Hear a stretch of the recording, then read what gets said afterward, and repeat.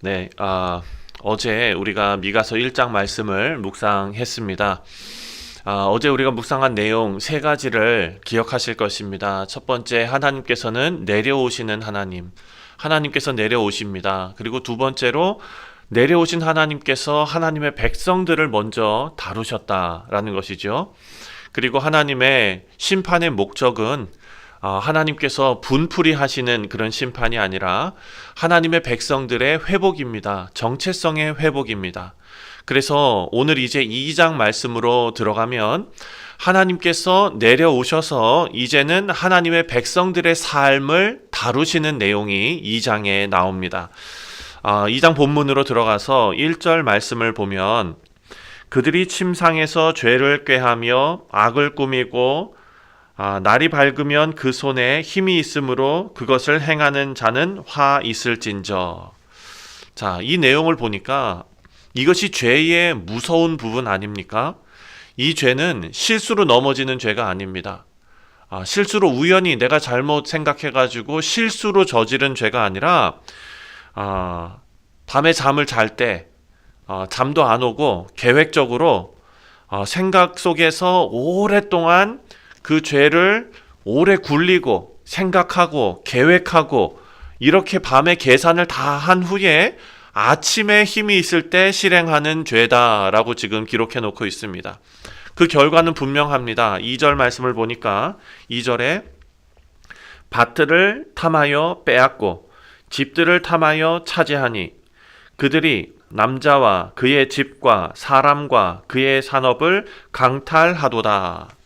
자, 이 욕심은 지금 어디에서부터 시작했습니까? 마음에서부터 시작했습니다.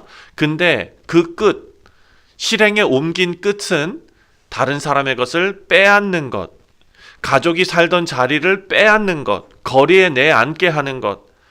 자, 하나님께서 맡기신 목까지 다 빼앗았습니다. 땅까지 빼앗은 것입니다. 자, 이 미가가 지금 고발하는 이 죄는 그냥 단순한 욕심이 아닙니다. 지금 이것은 뭡니까? 권력이 있는 사람이 연약한 사람을 내쫓아내고 밀어내는 그런 방식입니다. 사랑하는 성도님들, 지금 이 말씀 안에서야 우리가 너무 구조가 쉽게 보이죠. 집을 가진 사람, 돈 많은 사람이 연약한 사람들을 그냥 내쫓아버리고 빼앗아버리고 이런 일로 생각하지만 단순하게 보이죠. 그런데요, 사랑하는 성도님들, 지금 우리가 사는 이 시대에도 법적으로 많은 것들이 다 지켜지고 있지 않습니까? 예, 함부로 못하는 그런 세상에 살고 있습니다. 그런데 그런 법 제도 아래서도 인간의 본성은 달라지지 않는다라는 것입니다. 제가 이런 거를 어디서 느꼈냐면 그 학생들 사역을 할 때 가만히 보면은 이런 게 참 많이 있습니다. 어른들만 권력 세계에 살아가고 있는 것이 아닙니다. 학생들은 더 심합니다. 예. 그래서 우리 교회에서 예쁘게 자라나는 아이들을 보면은 참 마음이 좋아요. 가족 같은 분위기에서 자라니까. 근데 제가 사역했던 교회들 보면은요, 아이들이 많으니까 그 가운데서 권력 있는 아이들이 있는 거예요. 예. 나는 이 교회에 오랫동안 있었고, 그리고 우리 엄마 아빠가 이 교회에 오랫동안 직분자로 있었고, 이러면은 그 아이들이 제가 봐도 기가 막히게 권세를 부려요. 예. 그래서 새신자 가정이 들어왔는데 아이가 너무 귀엽게 생겼거나 너무 예쁘게 생겨가지고 인기가 좀 좋으면은 은근히 따돌리는 거예요. 그래가지고 아이가 막 엉엉 울면서 목사님한테 오고 이것이 부모 싸움이 되고, 제가 이런 거를 보면서 그냥 그런 단편적인 모습이 아니라 인간의 본성적인 부분들이 다 보이더라고요. 사랑하는 성도님들, 오늘 이 본문 말씀에 나온 내용들이 우리랑은 상관없다라고 생각하시면 안 됩니다. 지금 욕심은 마음에서 시작했는데 그 끝의 결과가 지금 파괴적으로 나오고 있습니다. 자, 그리고 하나님께서는요, 이것을 그냥 이런 사회적인 문제로 보시는 것이 아니라 하나님 앞에서의 우리 모두의 죄다 라고 지금 지적하고 계십니다. 두 번째로 3절부터 5절까지의 내용을 보니까요, 하나님께서 이렇게 사람들이 악한 계획을 밤새 머리를 굴려가면서 세우는 것을 보고 3절에 이렇게 말씀하십니다. 그러므로 여호와의 말씀에 내가 이 족속에게 재앙을 계획하나니 너희의 목이 이에서 벗어나지 못할 것이요 또한 교만하게 다니지 못할 것이라 이는 재앙의 때임이라 하셨느니라. 아멘. 여기서 하나님께서 분명하게 말씀하셨습니다. 뭐라고 말씀하셨느냐? 너희가 그런 악한 것을 계획했느냐? 우발적으로 한 게 아니라고 했죠. 계획했느냐? 이제는 내가 계획한다 라는 거예요. 자, 죄가 계획된 것만큼 하나님께서 보내시는 심판도 그냥 우연히 일어난 일이 아니라는 것을 우리는 알아야 합니다. 하나님께서 의도적으로 계획하시는 일들입니다. 그리고 4절 보니까 그 결과를 사람들이 노래처럼 부르게 될 것이다 라고 말하는데요. 4절에 그때에 너희를 조롱하는 시를 지으며 슬픈 노래를 불러 이르기를 우리가 온전히 망하게 되었도다. 그가 내 백성의 산업을 옮겨 내게서 떠나게 하시며 우리 밭을 나누어 패역자에게 주시는 도다 하리니. 자, 미가 선지자가 보여주는 장면이 이겁니다. 빼앗던 자가, 계획해서 빼앗았던 자가, 죄를 계획해서 실행에 옮겼던 자가 이제는 상황이 완전히 바뀌어서 빼앗기는 자, 빼앗김을 당하는 자의 자리에 서게 된다.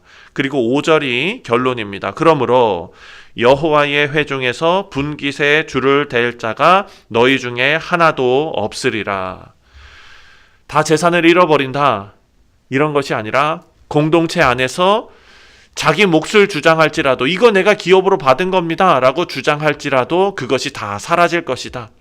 권력을 가진 자의 계획적인 그런 탐욕과 범죄를 하나님께서 가볍게 보지 않으신다라는 것을 말씀합니다.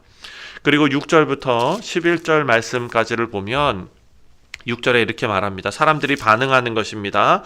그들이 말하기를 너희는 예언하지 말라. 이것은 예언할 것이 아니거늘 욕하는 말을 그치지 아니한다 하는도다. 자, 쉽게 말하면 이겁니다. 그 말을 하지 마라.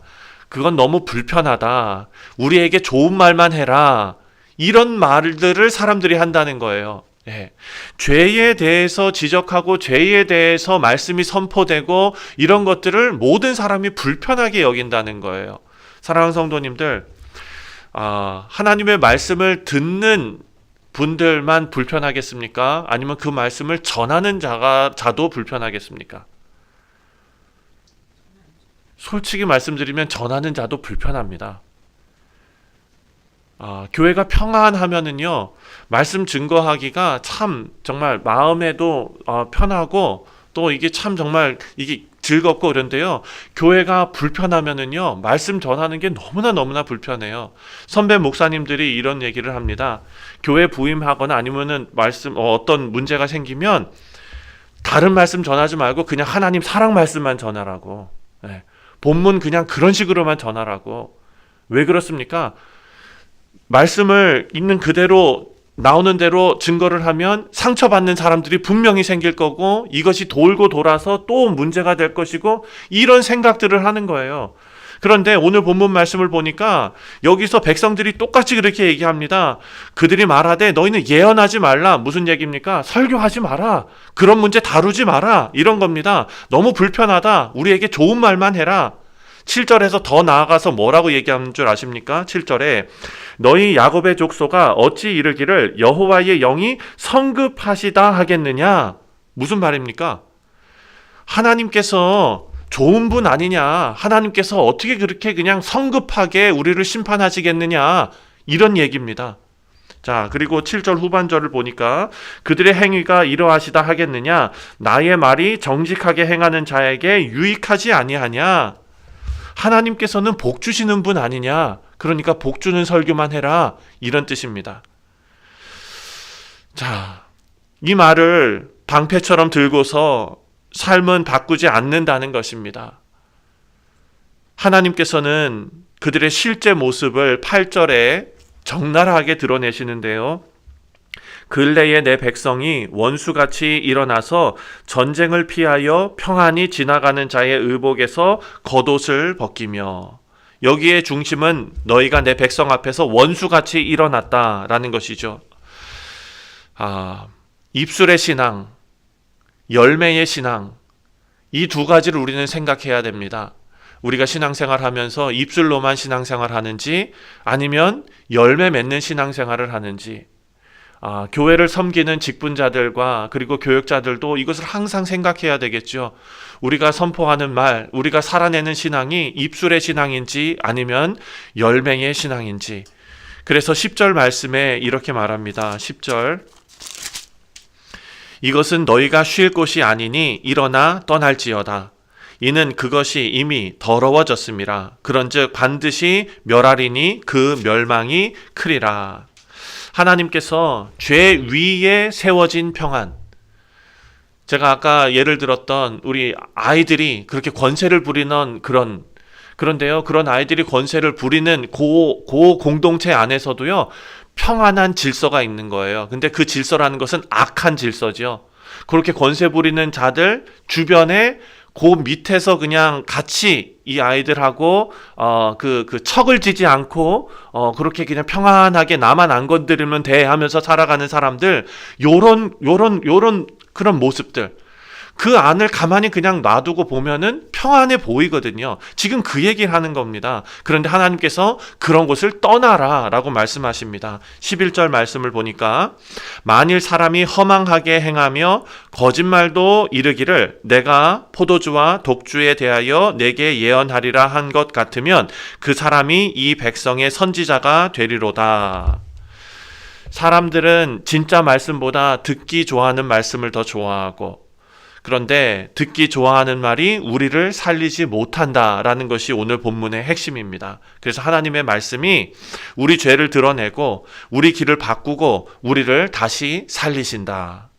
그리고 마지막 12절과 13절 말씀을 보니까 12절부터 하나님께서 약간 톤을 바꾸셔가지고 말씀하시는데, 야곱아, 내가 반드시 너희 무리를 다 모으며 내가 반드시 이스라엘의 남은 자를 모으고 그들을 한 처소에 두기를 보스라의 양떼같이 하며 초장의 양떼같이 하리니 사람들이 크게 떠들 것이며.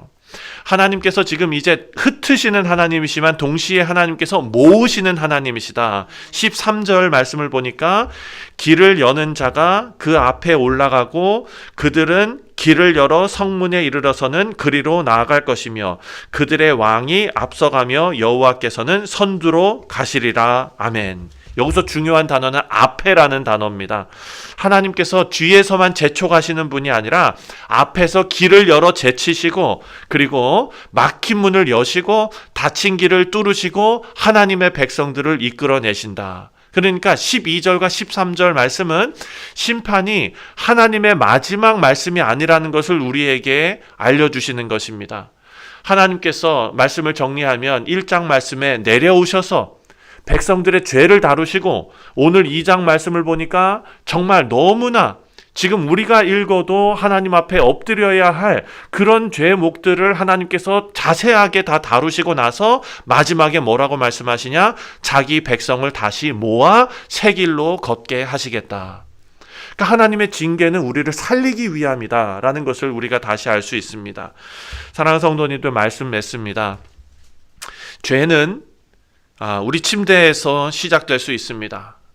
잠자기 전에 많은 것들을 계획하는 이런 생각에서 시작될 수 있는데, 그 죄가 아침에 힘이 있을 때, 실행될 때 반드시 누군가의 삶을 무너뜨린다라는 것이 말씀이 증거하는 죄의 속성이었습니다. 하나님께서는 그거 그냥 두지 않으시고 다루십니다. 듣기 좋은 말로 그냥 은혜롭게 덮어놓지 않으십니다. 먼저 드러내시고 흔드시고, 하지만 그렇게 끝내시는 분이 아니라 동시에 하나님께서는 길을 여시는 분이시고 흩어진 자를 모으시는 분이시고 그리고 앞서 나가시는 분이시다라는 것이 2장의 말씀입니다. 사랑하는 성도님들, 오늘 우리가 기도할 때에 하나님 아버지, 내 생각 속에서 이루어지는 죄들을 하나님 막아주시고, 듣기 좋은 말이 아니라 하나님의 쓴 말씀, 아픈 말씀이 나를 살리는 말씀으로 우리 앞에 서게 하시고, 또한 하나님의 길, 그 길을 따라가는 우리 모든 성도들 되게 하여 주옵소서. 이런 기도하시는 우리 모두 되시기를 주님의 이름으로 축원드립니다. 기도하겠습니다. 하나님 아버지 감사합니다. 우리 마음에서부터 시작되는 여러 가지 죄악들, 탐욕들, 계획된 그런 죄들 하나님 앞에 다 내려놓습니다. 하나님, 우리는 그것들을 그냥 예쁘게 포장해 놓을 수 있습니다. 하지만 하나님께서는 우리 마음의 중심을 보시는 하나님이심을 말씀을 통해 깨닫게 하시니 아버지, 우리가 듣기 좋은 말로 스스로를 속이지 않게 하시고 하나님 말씀 앞에 엎드리게 하여 주옵소서. 흩으시는 그런 징계의 손길 속에서도 끝내 다시 모으셔서 하나님을 믿게 하시고 막힌 길 앞에서 용기를 주시는 참된 왕이신 우리 주 예수 그리스도를 따라가는 아름다운 성도들 다 되게 하여 주옵소서. 감사드리오며 예수님의 이름으로 기도하옵나이다. 아멘. 하늘에 계신 우리 아버지여, 이름이 거룩히